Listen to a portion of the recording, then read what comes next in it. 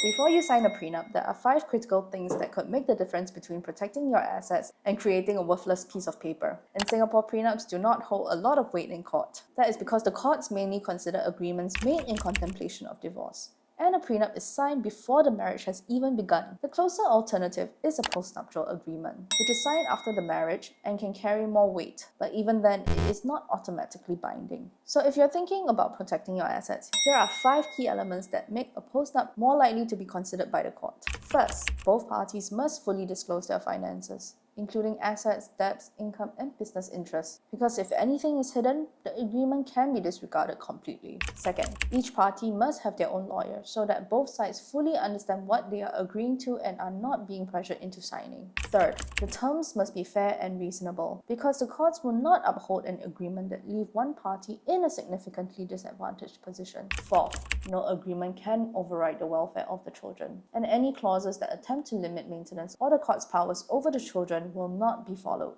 Fifth, the agreement must be entered into properly without pressure and with enough time for both parties to consider their options. A strong agreement should clearly set out how assets are divided, how maintenance is handled, and how business or inherited assets are treated, with clear definitions of what belongs to each party. On the other hand, overly one-sided clauses, rigid terms that cannot adapt to life changes, or agreements that ignore future responsibilities are likely to be challenged. It is important to understand that these agreements are not just for the wealthy, because anyone with property, business interests, or children may benefit from having clarity. Ultimately, whether it is a prenup or a postnup, the court has the final say, and the agreement will only be considered only if it's fair and equitable. So this is not something to draft casually, because a poorly structured agreement can give you a false sense of security while offering very little protection when it matters. If you are considering a prenup or a postnup, speak to a lawyer early so you can structure it properly and understand what it can realistically achieve. If you need a legal consult, drop me a DM now.